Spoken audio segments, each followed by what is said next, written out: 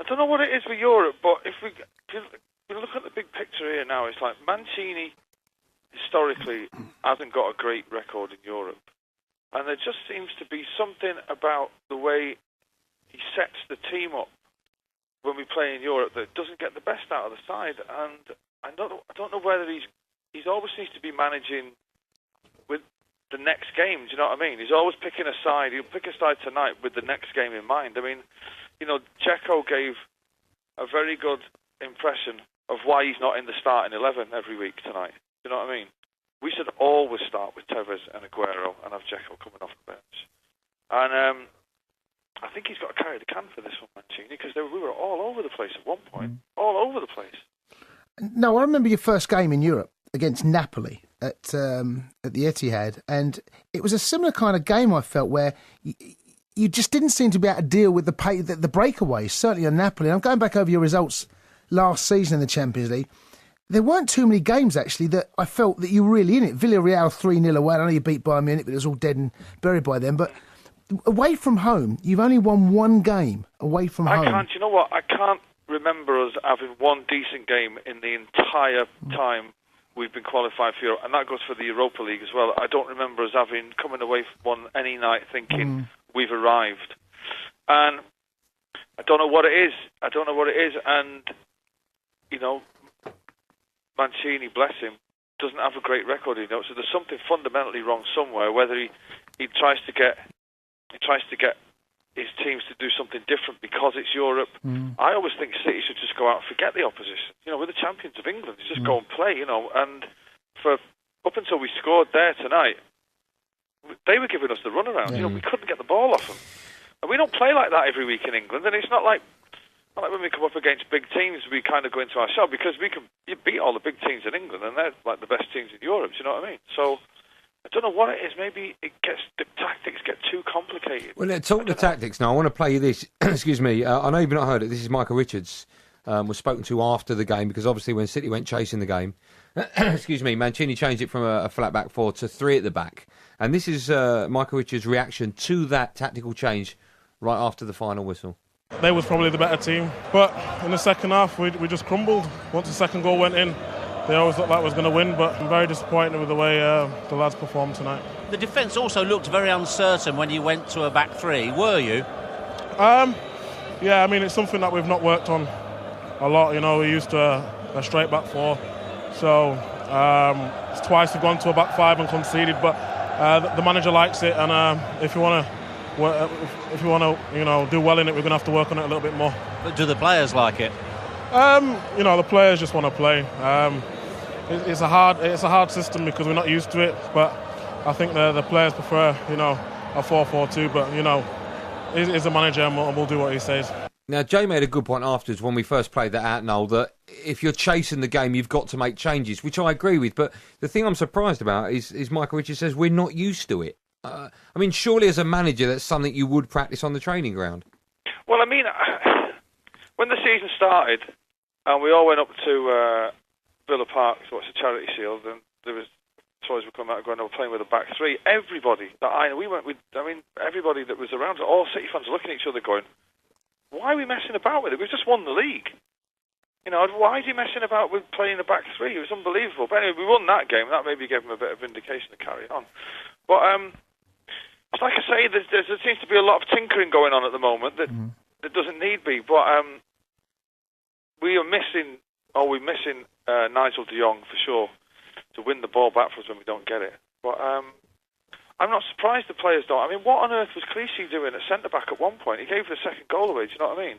He looked when they were making changes, he should have took Dzeko off. Never mind taking Lesko off. I thought that was insane. It looked for about 15 minutes when the game was lost in that 15-minute spell where they scored. I was watching it with my head in my hands, thinking, is this the same team? That even played on Saturday at Villa. At Fulham. Or wherever we were. Where were we? At the weekend, you were at West Brom. Yeah. West Brom. Yeah. I was thinking, is this the same team? And I don't know whether things get a bit overcomplicated in Europe. Do you know what I mean? I don't know whether you saw it, Noel. On Sky Sports News today, you probably didn't. They were showing that what his work he was doing last night, and the work that he was doing was shape. A back four, the midfield as well, with a five, with Yaya Toure playing that number 10, and everyone was shuffling across, and it was going to deny Ajax space. It was going to make sure that they didn't give them any space in behind and down the flanks. It didn't work, because I thought they had so much joy down the flanks. They were getting in behind far too easily, and you could see that Mancini knew that was going to be a problem, but couldn't stop it. Well, I mean, I was watching it on Sky myself, and Tyler was saying that they targeted Clichy. I was playing left back where they were kind of doubling up on him, and you kind of got Aguero is forced to track back, and that's not his game, you know. And I don't care what anybody says, is if you don't have Tevez on the pitch, we're a completely different side, because the defence starts with him. Do you know what I mean? And Dzeko's not going to do any tracking back. Aguero, it's not in his game. Nasri's not the best at it. I just think I would have played Tevez tonight. Disregard Swansea on Sunday or whenever it is. We beat them anyway. Do you know what I mean? But I just think I don't know. I went with the wrong team tonight. But it's a worrying thing, you know, because he's kind of in 10 years his record in Europe is pretty bad, you know. But when you look and what's worse is after the Dortmund game, he said he knew what the problem was and he was going to sort it out.